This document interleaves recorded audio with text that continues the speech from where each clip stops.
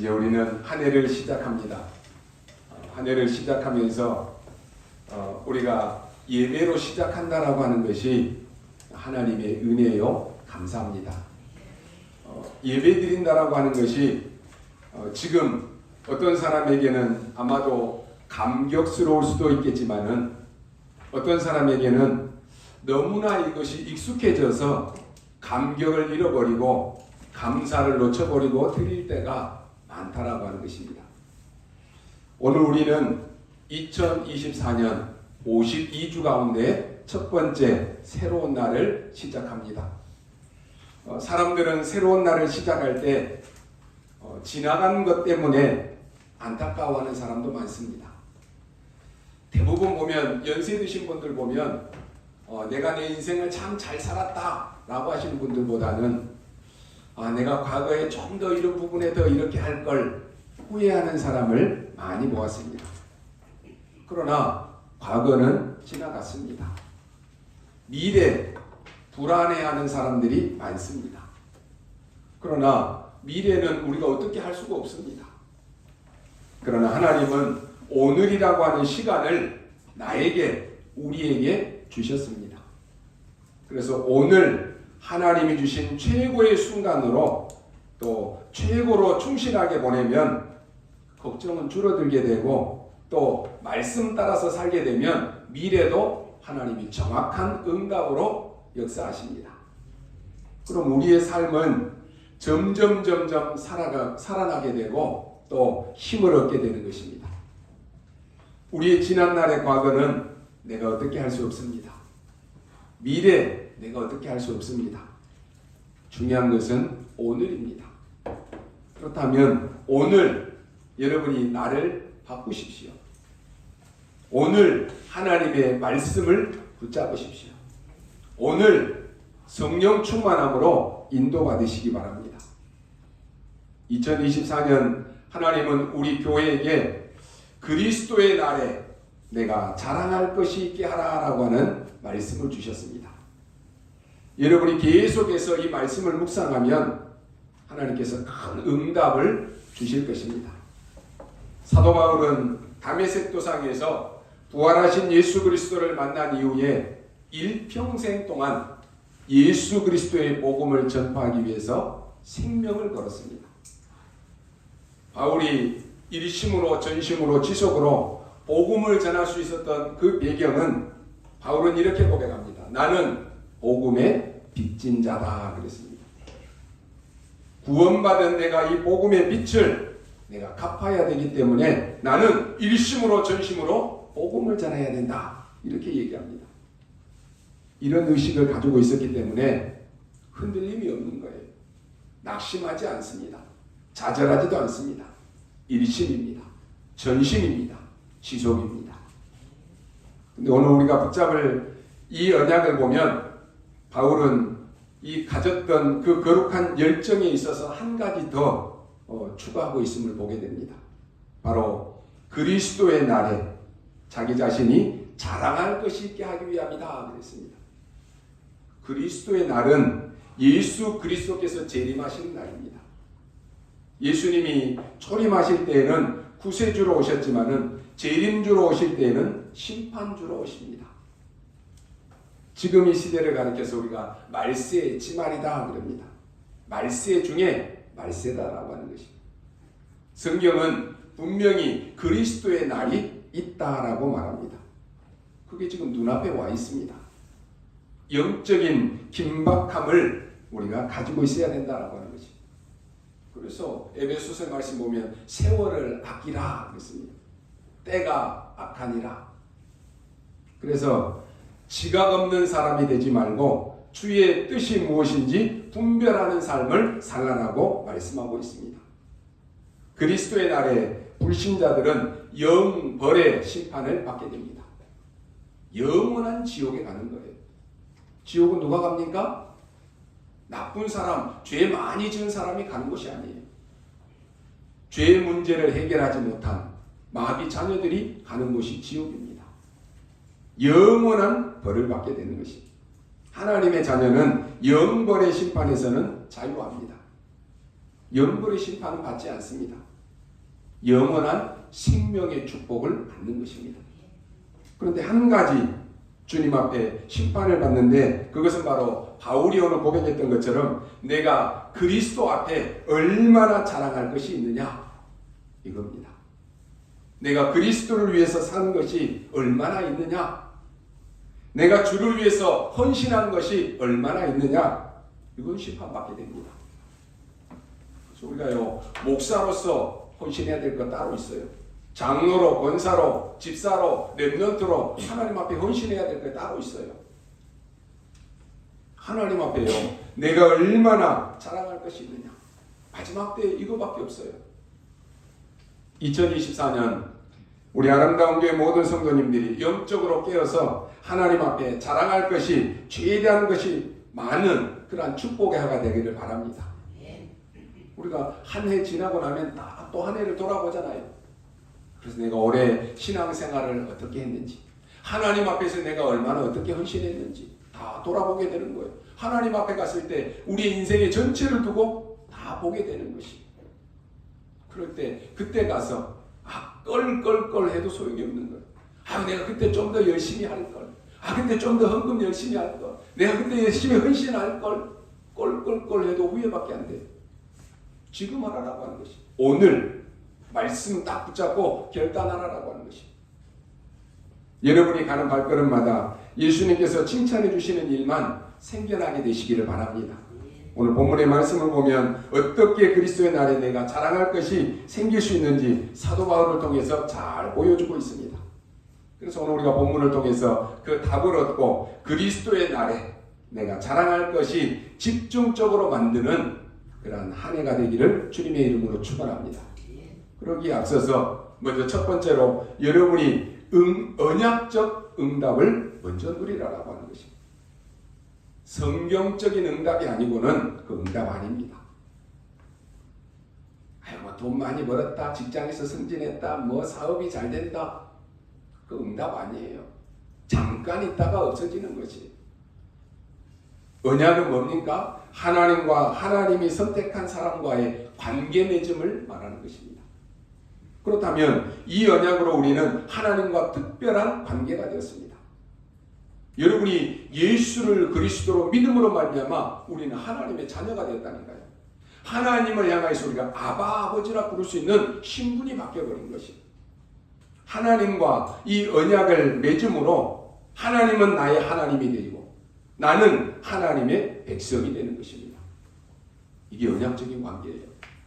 창세기 12장에 하나님이 아브라함을 부르면서 맺었던 그 언약이 하나님께 자신을 번제로 드린 이삭에게로 이 언약의 바톤이 이어져 나갑니다. 이삭은 아브라함에게 주어진 이 언약의 바톤을 이어받아서 언약 조상의 반열에 들어서게 됩니다. 이삭이 받은 이 응답은 우리 모두가 간절히 원하는 응답이지만 아무나 받지 못하는 응답을 이삭이 받았습니다. 이삭은 100배나 축복을 받았습니다. 셈의 근원을 얻었습니다. 르호봇의 축복을 받았습니다. 그러나 그 응답 이전에 그 응답의 배경이 있습니다. 아브라함 이후에 거의 100년 만에 흉년이 들었습니다. 흉년이 들었을 때 아브라함은 애굽으로 내려가잖아요. 아브라함이 그랬던 것처럼 이삭도 흉년이 드니까 애굽으로 내려가라고 했습니다. 근데 하나님께서는 이삭에게 나타나셔서 이렇게 말씀합니다. 애굽으로 내려가지 말고 내가 네게 지시할 땅에 거주하라 라고 말씀합니다. 우리는 뭐 따라가야 돼요? 말씀 따라가야 돼요. 다 옳은 말 합니다. 목사님 이게 맞고요, 이게 맞고요. 맞습니다. 그러나 하나님의 말씀이 정확한 거예요. 아브라함은 하나님의 말씀 어기고 애굽으로 내려가서 세상 말로 말하면 개고생했어요. 근데 이삭에게도 흉년이 되니까 또 내려가려고 했다니까요. 근데 하나님은 내가 네게 지시할 땅에 거주하라 라고 말씀합니다. 하나님의 말씀을 들은 이삭은 그 땅에 그대로 머물렀고 하나님이 머물라고 한 그 땅에서 농사에서 100배의 수확을 얻었습니다. 하나님이 복을 주심으로 창대하게 되고 번성하여서 마침내 이삭은 거부가 되었습니다. 말씀 놓치고 다 떠난 사람들은요, 결국은 다 망합니다. 우리에게 영원한 복음, 완전한 복음을 주셨는데 복음 외에 뭔가 또 있을까? 다 실패합니다. 복음 외에는 답이 없습니다. 그리스도 외에는 길이 없습니다. 이삭은 뭘 해도 되는 사람이었습니다. 우리가요, 다 이런 축복 받기를 원합니다. 그러잖아요. 그러나 세상이 원하는 복은 여기서 끝입니다. 진정한 복은 따로 있는데 육신적이고 세상적인 부와 명예를 넘어서는 진정한 응답이 바로 언약적 응답입니다. 성경적인 응답. 우리가 받는 모든 응답의 근원은 바로 이 언약적 응답에서부터 시작해야 되는 것입니다.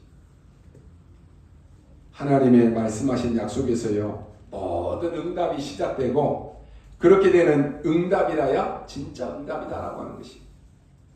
하나님이 아브라함과 함께 하셨던 것처럼 오늘 나와도 함께 하셔서 모든 땅을 주며 큰 민족을 이루고 천하 만민이 너로 인해 복을 받게 하겠다라고 하는 이 말씀을 언약적으로 이삭이 다 붙잡은 거예요. 이삭이 아브라함의 그 언약을 이어받은 것처럼 오늘 우리 역시도 예수 그리스도 안에서 아브라함과 이삭과 야곱의 그 언약의 바톤을 이어받은 언약의 사람들입니다. 우리 인생은요, 언약 따라 사는 언약의 여정을 가는 것입니다. 하나님은 우리와 함께 하십니다. 우리와 관계되는 모든 곳에서 우리보다 앞서 일하시면서 우리를 인도하십니다. 그리고 친히 하나님의 나라 일을 우리에게 이루고 계십니다. 그 속에 들어있는 것, 이것을 아는 것이 바로 언약적 응답입니다. 이 언약의 대열에서 벗어나면 되는 것처럼 보이지만 그 잠깐이라니까요. 금방 무너져 버려요. 이삭이 미리 체험한 그리스도를 누린 것 같이 오늘 우리도 지금 나와 함께 하시는 그리스도, 이 그리스도를 믿고 누리고 인정하면 되는 것입니다. 그리스도를 누리면요, 그리스도를 통해서 성삼위 하나님이 주시는 필요한 힘이 생깁니다. 그러면 언약적 응답 안에서 우리는 기다리면 되는 것입니다. 그래서 기도하는 사람은요, 조급해 하지 않습니다. 기도를 아는 사람은 게으리하지도 않습니다. 기도를 아는 사람은 불평하거나 원망하지도 않습니다. 기도를 아는 사람은 지금 잠깐 된다라고 들뜨거나 안 된다라고 낙심하지 않습니다. 왜냐? 기도할 줄 알기 때문에 그렇습니다. 대부분 육신적인 기도 하잖아요. 우리는 7망대, 7여정, 7이정표, 이 기도, 이 축복 속에 모든 것 다 있습니다. 계속 누리라라고 하는 것입니다. 언제까지 기도합니까? 하나님의 나라 이루어질 때까지 우리는 기다리는 것입니다. 그리스도의 날에 내가 자랑할 것이 있는 증거거리로 바뀔 때까지 집중하면서 하나님의 시간표를 기다리는 것입니다. 하나님은 여러분에게 증거를 주실 것입니다. 여러분은 증인으로 설 것입니다. 그때까지 기다리라라고 하는 것입니다. 된다 안 된다 뭐 이거 가지고 사람들 말 많이 합니다. 속지 마십시오.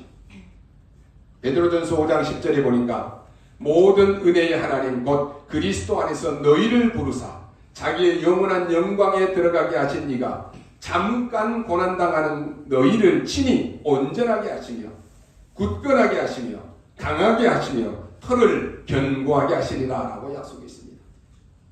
하나님의 자녀에게 오는 고난 잠깐입니다. 이 고난 때문에 여러분을 더 온전하게 세우실 것입니다. 더 굳건하게 하실 것입니다. 더 강하게 하실 것입니다. 그리고 털을 견고하게 하실 것이라고 약속이 있습니다. 이제 여러분이 하나님의 말씀을 붙잡고 도전하시기 바랍니다. 절대 불가능에 절대 가능으로 도전하는 것입니다. 영적 무한 세계에서 성령 충만함으로 도전하는 것입니다. 언약의 백성은요, 이미 언약적 응답을 가지고 출발한 사람들입니다. 하나님은 언약 가진 자와 함께 하십니다. 우리가 은혜 받고 영적 힘이 있으면 우리의 생각이 하나님과 맞습니다. 하나님의 말씀을 늘 마음에 담고 하나님의 계획을 붙잡고 인도받게 됩니다. 근데 여러분이 영적인 힘이 없을 때 어떻게 됩니까? 내가 영적 힘이 있는지 없는지 늘 점검해야 돼요. 확인하십시오. 내가 지금 영적 힘이 있나 없나? 여러분 제일 잘 알아요. 그렇잖아요. 내가 지금 영적 힘이 없다면 가장 먼저 하나님 주신 영적 힘부터 회복해야 되는 거예요. 그거 없이 뭔가 하려고 한다? 계속 시험 들어요. 그리고 오늘 두 번째로 영원한 언약 붙잡고 영적으로 자립하라라고 하는 것입니다. 빌립보서 2장 16절에 보니까 생명의 말씀을 밝혀 나의 다름질이 헛되지 아니하고 수고도 헛되지 아니하므로 그리스도의 날에 내가 자랑할 것이 있게 하려 함이라 그랬습니다. 바울은 그리스도의 날에 자신이 자랑할 것은 다른 것이 아니라 생명의 말씀을 밝히는 이 사역임을 강조하고 있습니다. 생명의 말씀을 밝힌다. 이 밝히다라고 하는 것이 뭡니까? 횃불을 움켜쥐고 앞으로 내밀어서 밝히는 동작을 말합니다. 다시 말해서 와 붙잡고 내미는데 두 가지 동작입니다. 생명의 말씀은 이 복음을 굳건히 붙잡으라라고 하는 것입니다. 그것을 앞으로 내밀으라라고 하는 것입니다. 다시 말해 선포하라라고 하는 것입니다. 은과 금은 내게 없지만 내게 있는 건 내게 주노니 나사렛 예수 그리스도 이름으로 일어나 걸어라. 베드로가 담대히 선포하잖아요. 여러분이 하나님이여 복음 전하는 교회 장로다. 복음 전하는 교회 권사다. 복음 전하는 교회 집사요 렘넌트다. 다릅니다. 하나님은 여러분에게 이 복음의 언약을 붙잡고 이제는 밝히라라고 하는 것입니다. 여러분 한 사람 있는 지역에 흑암은 무너집니다. 복음을 들었으면 복음을 받았으면 이제는 선포하라라고 하는 것입니다. 영적 어린아이들은요 엄마 젖만 주면 행복해요. 이 육신의 어린아이들은 영적으로요 어린아이와 같아서 맨날 교회에서 뭐 해줄까 목사님이 뭐 해줄까 이러고 있으면 안 된다라고 하는 것입니다. 이제는 여러분 스스로가 일어서야 됩니다. 영적으로 자립하라라고 하는 것입니다. 복음 우리가 계속 들었습니다. 주님 오시는 그날까지 이 복음의 언약은 놓치면 안 됩니다. 우리는 이제는 영적으로 자립해야 돼요. 여러분이 복음을 받았으면 이제는 현장에서 어떻게 복음 전할까? 그 수준 가지고는 안 돼요.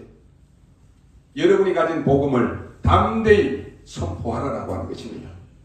이것이 바로 생명의 말씀을 밝히는 것입니다. 이를 위해서 무엇보다도 생명의 말씀을 단단히 붙잡는 것이 우선이 되어야 됩니다. 그러기 위해서 우리가 우선순위가 바뀌어야 돼요. 예배가 우선순위가 안 된다. 결국은 다른 것이 우선순위가 됩니다. 그러면 나의 영적인 상태는 서서히 무너지게 됩니다. 여러분이 경제 축복 받으시기를 원하십니까? 헌금 결단하십시오. 솔로몬은요 1000번째 하나님 앞에 헌금 드렸어요. 오늘 우리가 1000번째는 못한다라고 할지라도 여러분 올해는 딱 경제 축복을 놓고 기도하면서 결단하십시오. 여러분이 1000번째는 못 드려도 매주 하나님 앞에 감사 예물 드리십시오. 어떤 문제가 일어나고 죽을 고비를 넘기고 내가 살아나서 감사하다. 내가 사업이 망했는데 하나님이 복을 주셔서 감사하다. 그거는 세상 사람들도 하는 거예요. 여러분 다른 종교에 가봤습니까? 절이고 어디고 가면 100만원, 200만원, 몇천만원, 몇억 헌금한다니까요. 여러분이 수준이 그 정도면은 그 정도 그릇으로 응답받는 거예요. 우리가 맨날 하나님 앞에 하나님이 내게 물질 주시면 내가 헌금할게요. 그 정도 수준이면은 하나님이 아신다니까요. 물질 크게 주면 못한다는 거 알아요. 그냥 항상 그 정도 수준에 있는 거예요. 올해는요 자립해야 돼요. 심은 대로 거두게 되어 있습니다. 조금 심어놓고 하나님 앞에 생색내고 나에게 100배 축복 주십시오. 우스운 거예요. 여러분의 생각이 여러분의 그릇입니다. 그릇 크기만큼 응답하시는 거예요. 여러분이 그리스도 못 누린다. 결국은 뭐가 찾아옵니까? 염려가 찾아옵니다. 불안, 걱정이 찾아옵니다. 그래서 영적으로 자립하고 영적 서밋에 도전하시기 바랍니다. 사도행전 1장 1절에 그리스도를 누리고 있다면 사도행전 1장 3절에 하나님의 나라 임하게 되고 사도행전 1장 8절 성령은 역사하게 되어 있습니다. 이걸 확실히 누려야 됩니다. 하나님께서 여러분에게 주신 이 어마어마한 축복의 말씀, 확실한 말씀, 생명의 말씀을 붙잡았으면 이제는 모든 현장에서 밝히라라고 하는 것이, 선포하라라고 하는 것이, 평상시에 여러분이 내가 그리스도의 날에 자랑할 수 있는 것이 무엇일까? 늘 질문하고 묵상하십시오. 이 원단의 메시지 성취의 응답을 여러분이 맛보기 위해서 중요한 것이 뭡니까? 매주일 강단 메시지 여러분 붙잡으시기 바랍니다. 감사하게도 우리 성도님들은요, 말씀의 흐름 속에 있음을 감사드립니다. 아무리 열심히 한다라고 할지라도 내가 말씀 놓친다? 헛수고입니다. 여러분이 메시지를 통해서 언약 잡고 도전하고 그래야 응답받습니다. 이제 여러분이 메시지 드리라, 훈련 받아라, 해라, 이 정도 수준은 아니에요. 그렇잖아요. 그래서 저는 가만히 놓고 기다려보는 거예요. 여러분이요, 이제는 영적으로 스스로 질문하고 자립해야 돼요. 여러분의 중심을 하나님이 보시고 분명히 응답하실 줄 믿습니다. 말씀을 받으면 그 횃불을 붙잡으면 밝히라라고 하는 것이, 말씀의 은혜를 먼저 받아야 됩니다. 은혜 받으면 거기에 그 속에서 모든 것 다 회복됩니다. 은혜 받는 것으로 끝나는 것이 아니라 이제는 불을 밝히라라고 하는 것이, 하나님은 사람을 차별하지 않습니다. 그러나 누가 이 말씀을 붙잡고 누가 횃불을 드느냐, 이게 중요한 거예요. 현장에서 생명의 말씀을 밝히는 망대의 주역으로 서시기 바랍니다. 오늘 본문 15절에 보면은 지금 불신 현장의 영적 상태를 바울이 잘 표현해주고 있습니다. 어그러지고 거스리는 세대로 가득 차 있다 그랬습니다. 지금 영적 질병 시대입니다. 영적으로 빈곤 시대입니다. 영적으로 혼란한 시대입니다. 하나님과 관계가 끊어진 이후로 불신자들의 가치관은 비틀어져 있습니다. 하나님의 뜻에 의도적으로 반응하는 상태입니다. 이런 불신 현장에서 생활하고 있는 우리에게 전도자 바울은 하나님의 자녀로서 빛의 사명을 감당하는 말씀을 하고 있는 것입니다. 그래서 여러분의 가정에서 그리스도의 빛의 망대 밝히시기 바랍니다. 직장에서 그리스도의 빛의 망대 밝히시기 바랍니다. 여러분의 지역에서 가는 현장마다 만나는 사람마다 이 어둠 속에 빠져있는 그들에게 빛을 비추는 것이 우리 시대적인 사명입니다. 생명의 빛 대신 예수 그리스도, 이 빛을 비추는 것이 캠프입니다. 우리는요, 인생이 캠프가 되어야 되는 것이, 여러분의 직장에서, 학교에서, 여러분의 지역에서 빛을 밝히는 빛의 망대입니다. 올해 우리 교회 구역 중심으로 이제는 237 나라를 품고 5천 종교까지 확산되는 이 시간표를 삼았습니다. 여러분이 현장을 향해서 영적으로 자립해서 이제는 개척자 정신으로 영적인 싸움하면서 확산해 나가야 됩니다. 누가 도와주는 거 아니에요. 그 5인 1조에 여러분 중직자들이 있습니다. 중직자는 현장의 사령관입니다. 저는 이번에요, 서울의 봄이라고 하는 영화를 봤어요. 보니까요, 별 달고 있는 장관들이 문제 터지니까 다 숨어버리더라고요. 여러분, 영적 싸움터에서 영적 사령관이 졸고 있다, 다른 것 하고 있다, 그 지역은 완전히 망하는 것입니다. 영적 사령관이라니까요. 여러분이요, 정말로 현장에서 복음 전거에서 먼저 총쥐하라고 중직자를 세웠습니다. 중직자는 내게 줄로 지어준 그 구역을 놓고 날마다 24 기도해야 되는 것입니다.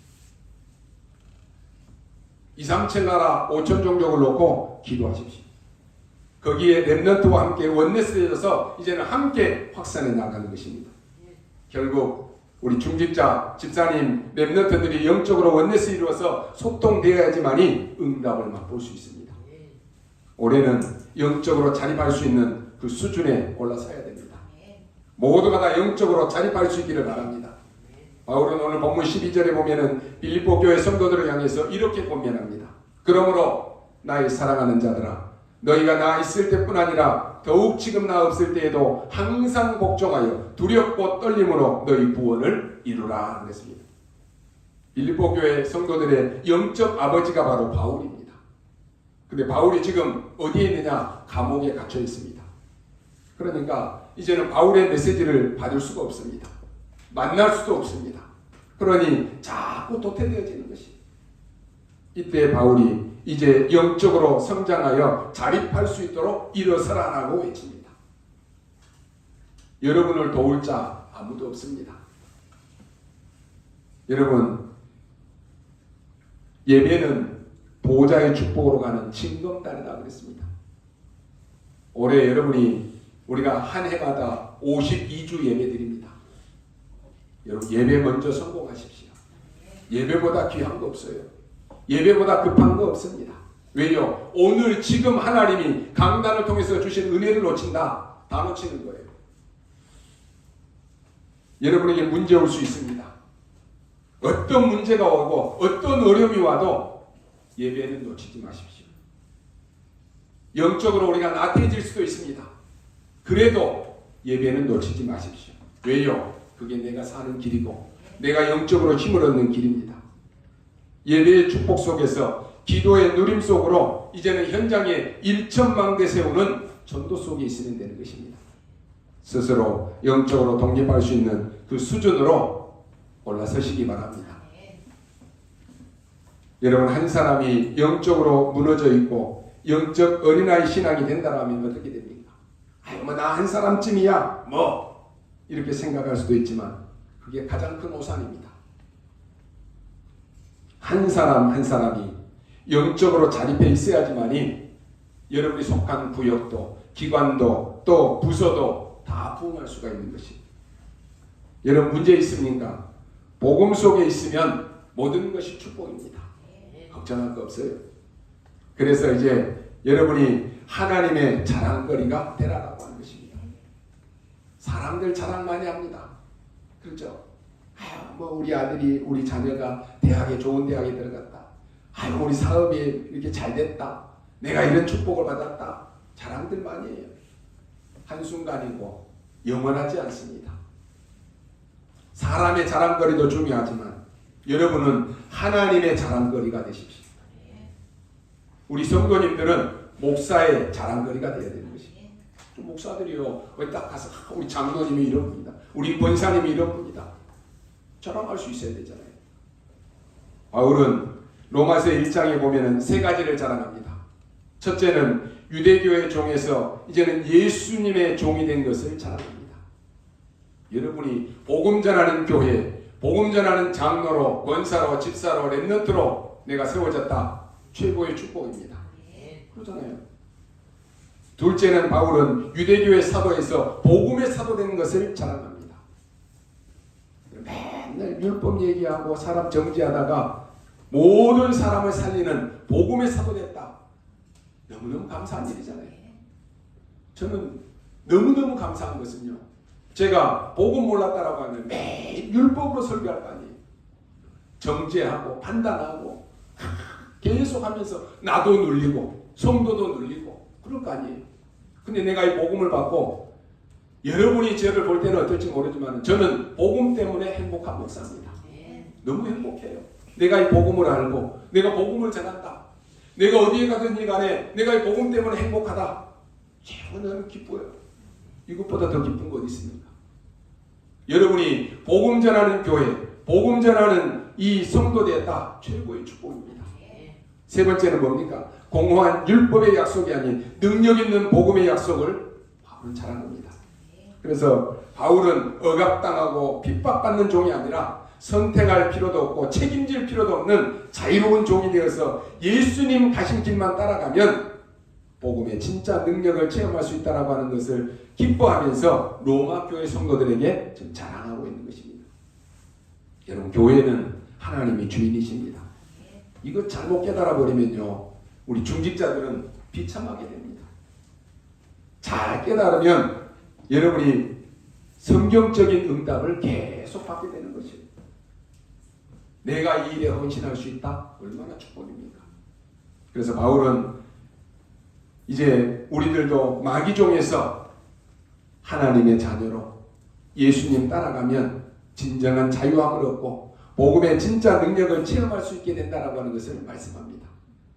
예수님이 주신 복음을 기뻐하고 사랑하면 그 복음의 능력을 체험하고 있는지 오늘 우리는 자신을 돌아보고 복음과 함께 복음을 자랑하고 복음의 능력을 체험하는 여러분 되시기를 바랍니다.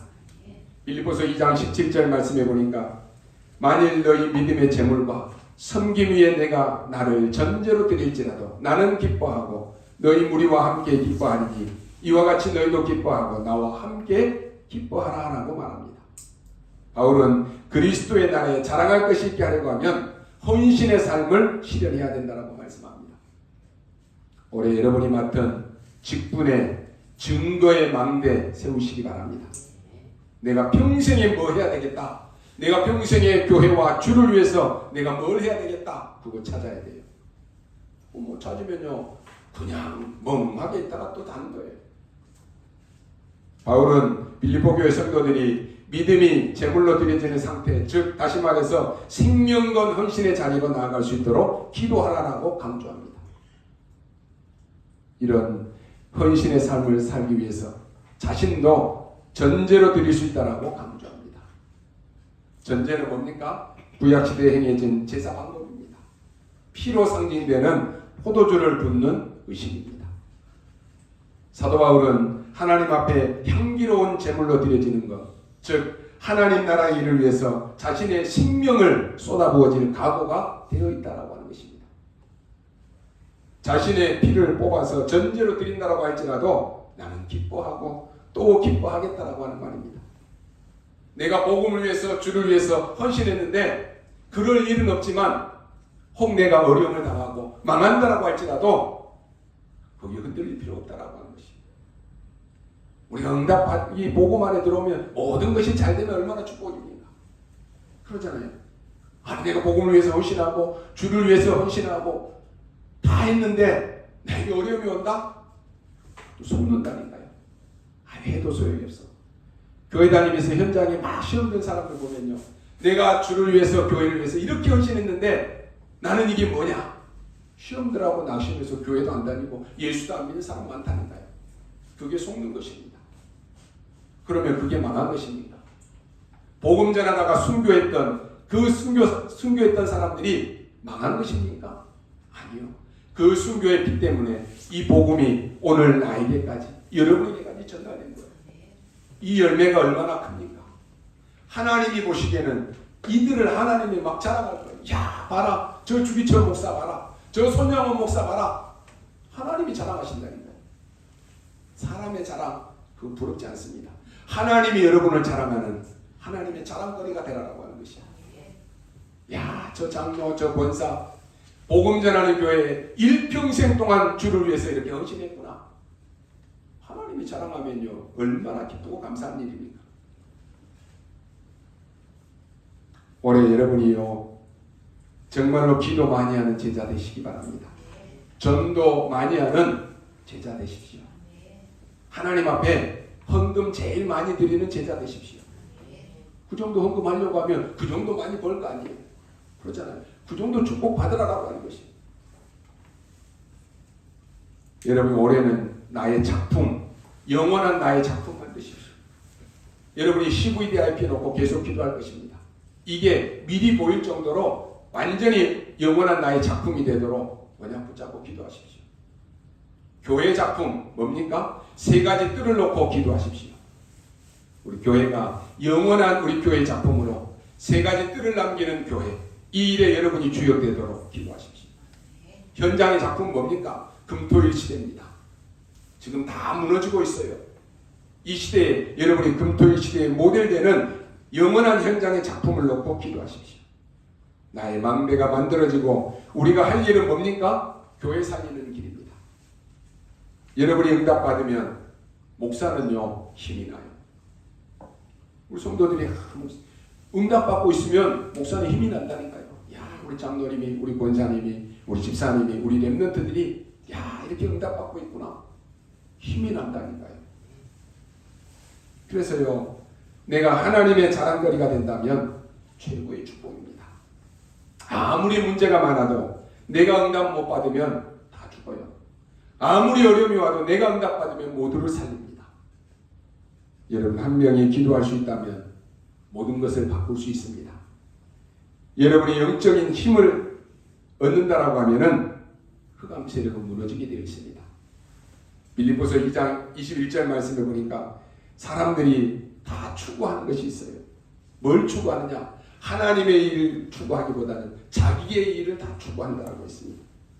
하나님의 일을 구하지 않아요. 말은 그래요. 아유, 주를 위해서, 주의 영광을 위해서 하는데 결국 보면 자기의 이익을 위해서 그렇게 산다니까요. 하나님 모르십니까? 아셔요. 여러분이 하나님의 일이 아니라 자기의 이익을 위해서 구한다, 이런 자리에 서 있으면 망합니다. 제자는 아무것도 두려워할 필요 없습니다. 제자는 다 얻었기 때문에 눈앞에 보이는 이익 추구하지 않습니다. 제자는 남은 것이 더 많기 때문에 쉽게 속단하지도 않습니다. 내가 무엇을 구하고 무슨 심부름을 하다가 갈 것이냐, 이게 다입니다. 우리의 남은 생이 여러분이 무슨 심부름 하다가 무엇을 위해서 헌신하다가 갈 것입니까? 그게 다라니까요. 여러분이 그리스도인이 무엇인가를 아는 사람은 그리스도인을 구하는 사람을 만나게 됩니다. 만남의 축복이잖아요. 그리스도를 구하는 만남이 바로 응답 중에 응답입니다. 그래서 결론으로 말씀드립니다. 그리스도의 날에 내가 자랑할 것이 있게 하라. 우리는 올해도 말씀 따라가고 성경적인 응답을 받아야 되겠습니다. 2024년은 우리에게 한 번도 가보지 못한 길이기 때문에 두렵기도 할 것입니다. 걱정도 될 것입니다. 염려도 될 것입니다. 그러나 우리는 무서워할 필요 없습니다. 두려워하지 말라라고 성경은 말씀합니다. 왜요? 이유를 말씀합니다. 신명기 1장 30절 말씀입니다. 너희보다 먼저 가시는 너희 하나님 여호와께서 그랬습니다. 언제든지 하나님은요, 우리에게 말씀을 주시고 이스라엘 백성들 앞서서 먼저 가시는 하나님이십니다. 2024년 하나님이 우리보다 먼저 가시면서 우리를 인도하신다니까요. 그래서 걱정하지 말라는 거예요.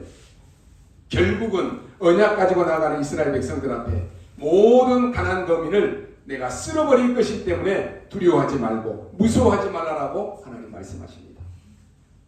그러면서 신명기 1장 33절에 이렇게 말합니다. 그는 너희보다 먼저 그 길을 가시며 장막칠 곳을 찾으시고 밤에는 불로 낮에는 구름으로 너희가 갈 길을 지시하신 자이시니라 그랬습니다. 이스라엘 백성들보다 먼저 가시면서 그들이 그할 장막칠 곳을 알려주셨고 낮에는 더우니까 구름으로 밤에는 추우니까 불기둥으로 그들을 인도하시면서 구체적으로 하나님께서 이스라엘 백성들을 인도하셨다라고 하는 사실을 말씀해 주고 있습니다. 저는 2023년을 보내면서 2023년 한 해가 하나님의 은혜였다라고 고백했습니다. 2024년 하나님의 은혜로 우리를 인도하실 것이다라고 고백했습니다. 아무리 여러분 앞에 악한 사단이 힘이 있어서 세상을 헛된 용기와 헛된 번영과 헛된 성공을 가지고 세상을 끌려간다라고 할지라도 정말로 언약 붙잡은 한 사람이 있다면 하나님은 그 사람을 통해서 앞서서 먼저 가시면서 하나님의 일을 행하실 것을 믿습니다. 이 일에 여러분이 서시라라고 하는 것입니다. 절대 우리 앞에 당한 현실 앞에 여러분 두려워하지 말고 무서워하지 마시기 바랍니다. 하나님이 모든 것을 예비해 놓으시고 준비해 놓고 앞서서 먼저 가시는 하나님이심을 믿는다라고 하면은 여러분 앞에 위기가 있다? 불가능이 있다? 상관없습니다. 문제가 막 많다? 상관없습니다. 어려움이 있다? 상관없습니다. 내가 지금 질병 가운데 있다? 상관없습니다. 그 위기와 불가능 속에 빠지지 말고 눈에 보이는 그것 때문에 착각하지 말고 속지 말라라고 하는 것이. 왜요? 눈에 안 보이는 하나님이 의로운 오른손으로 우리를 강권적으로 붙잡고 계시면서 내가 너를 인도하겠다라고 말씀하십니다. 이제는 여러분이 절대 불가능을 절대 가능으로 도전하시기 바랍니다. 이 세상에는 영원한 것 세 가지가 있습니다. 그 첫 번째는 성부, 성자, 성령 하나님이십니다. 삼위일체 하나님, 영원합니다. 두 번째는 이사야 40장 8절 말씀해 보니까 기록된 하나님의 말씀이 영원하다 그랬습니다. 다 세상은 변해요. 변하지만 변하지 않는 것이 있습니다. 하나님의 말씀입니다. 그리고 마지막 세 번째는 바로 하나님의 뜻을 행하는 사람이 영원하다 그랬습니다. 오늘 우리 2024년 우리 주제가 영원의 응답입니다. 여러분이요 하나님의 뜻을 행하는 사람이 영원합니다. 요한일서 2장 17절 말씀에 이 세상도 그 정욕도 지나가되 오직 하나님의 뜻을 행하는 자는 영원히 거하느니라 그랬습니다. 다니엘 12장 3절 말씀에 지혜 있는 자는 궁창의 빛과 같이 빛날 것이요 많은 사람을 옳은 대로 돌아오게 한 자는 별과 같이 영원토록 빛나리라 그랬습니다. 사람들은 썩을 것을 자랑하고 일시적인 것 때문에 자랑하고 삽니다.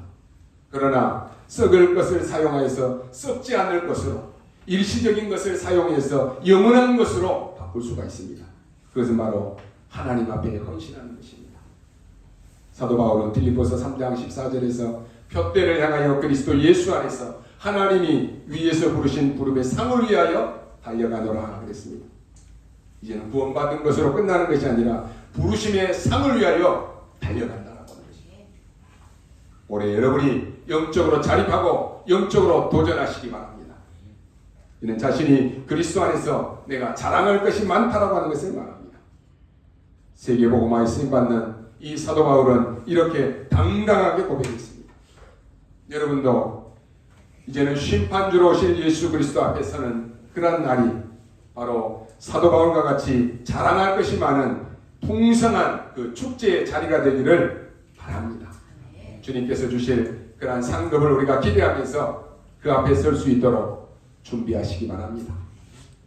빌립보서 1장 6절에 너희 안에 착한 일을 시작하신 이가 그리스도 예수의 날까지 이루실 줄을 우리는 확신하노라. 오늘 여러분이 2024년 그리스도 앞에 자랑할 것이 있는 전도자요 사명자가 되시기를 주님의 이름으로 축원합니다. 기도하겠습니다. 하나님 은혜를 감사합니다.